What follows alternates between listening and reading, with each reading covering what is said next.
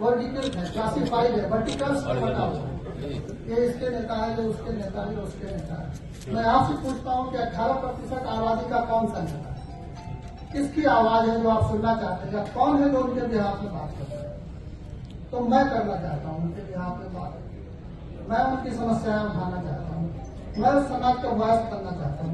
तो जिस तरह से सन ऑफ अल्लाह श्री मुकेश सहनी जी अपने निषाद समाज के लिए आवाज बन रहे हैं और चाहते हैं कि निषाद समाज उसी सम्मान और उसी ऊंचाई के साथ जीवन व्यतीत करे, तो मैं भी चाहता हूं कि जो समाज हमारा जो स्ट्रॉन्ग 18% आबादी का हिस्सा है वो मुख्य धारा से छूट न जाए, उसकी आवाज भी हर वो फोरम पे उठाई जाए और हर जगह की जाए और हर जगह उनको उचित प्रतिनिधित्व दिलाया जाए जहां उनका हक होता है।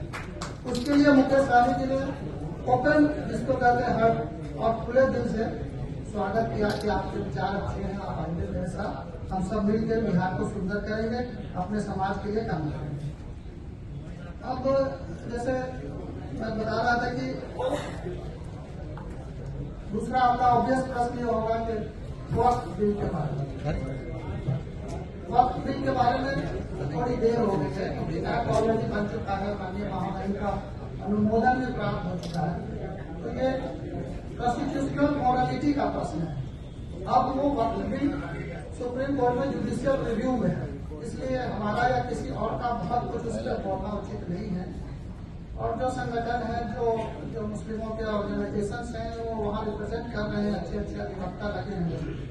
तो आर्टिकल 25 और 26 से जो सरकार ने जो जिसको कहते हैं, जो भी उसके आर्टिकल इकोज को जो है उसने वायलेट करके और जैसे भी एक्ट लाया हो, अब सुप्रीम कोर्ट, माननीय सुप्रीम कोर्ट पे हम सबको भरोसा होना चाहिए, वो रिव्यू करेंगे और वो देखेंगे कि ये सस्टेन करता है कि नहीं करता है, और आगे की आगे देखी जाएगी। लेकिन हाँ, ये जरूर है कि मुस्लिम समाज इस एक्ट से और अपने निजी मामला में दखलंदाजी से क्षुब्ध है, और जो संरक्षण आर्टिकल का था उस संरक्षण के ऊपर उनको अविश्वास पैदा हो गया। तीसरी बात के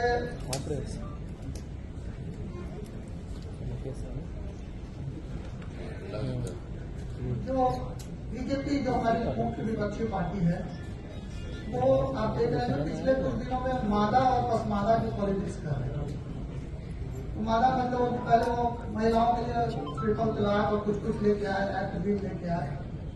अब इसका ऑडिट होना जरूरी है कि ट्रिपल तलाक के बाद कितने जो है मुसलमान पति जेल गए और कितनी महिला बहनों को न्याय मिला। इस बात का सरकार को सोशल ऑडिट कराना चाहिए, क्योंकि वो एक्ट बने हुए टाइम हो गया। और अब जो है सरकार, सभी सरकार के मंत्री संतरी सभी मुक्त कंठ से कह रहे हैं कि वो पसमादा का कल्याण करेंगे। तो मेरा ये मानना है कि मुसलमान या तो पूरे के पूरे बैकवर्ड है, 18% पिछड़ा है, और या नहीं तो मुसलमान में कोई ऐसा मुसलमान आप हमको बता दीजिए जो कुछ और या कुछ पूरी या ऐसा हो जो ये क्लेम कर सके कि ये राजा का बेटा है या महाराजा का बेटा है। सबकी हालत वही है। उर्दू में कहावत है ना कि जो ऐन की हालत को गैन की हालत, दोनों मुंह बाहर हुए हैं, दोनों को भूख लगी हुई है और दोनों सड़कों पे है। तो इसलिए मुसलमान समाज को विभाजित करने का जो ये सरकारी प्रोपेगेंडा जिसको कहते हैं, उसमें अनफॉर्चुनेटली कुछ मुस्लिम लीडरान भी शामिल है जो आजकल पसमादा का राज आ रहे हैं।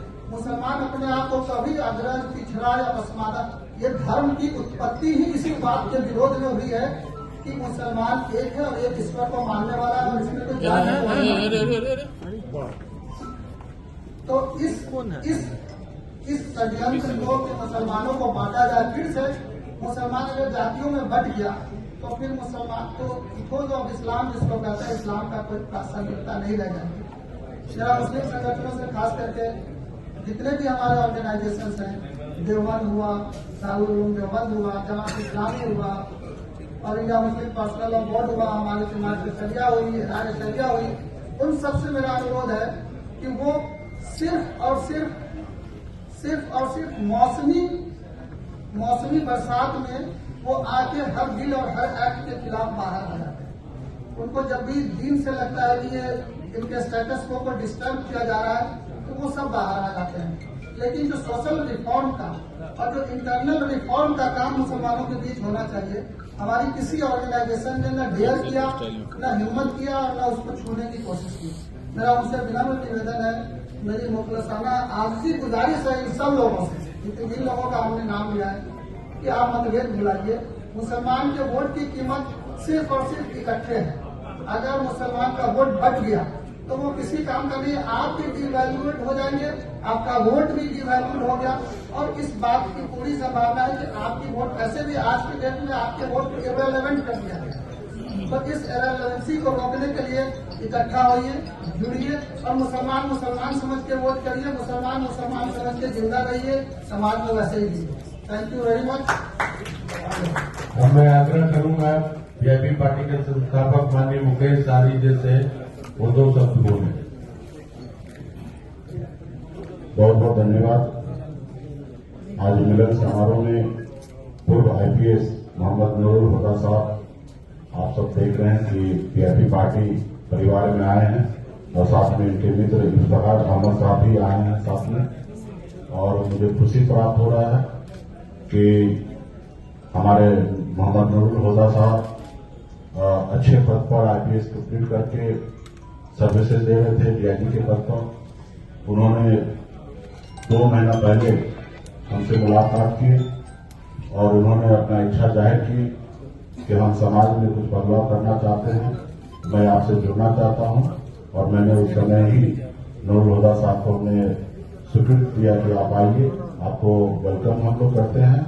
और निश्चित तौर पर जो आपका विचार है गरीब पिछड़ा दलित सभी समाज को लोगों को आगे लेके जाने का, ये एक बड़ा प्लेटफॉर्म है। कौन है भाई साहब? कितना गंदा लग रहा है। हम भी मुंबई से बिहार आए और बिहार में अपने लोगों को हक अधिकार के लिए लड़ाई लड़ रहे हैं। उसी तरीके से आप भी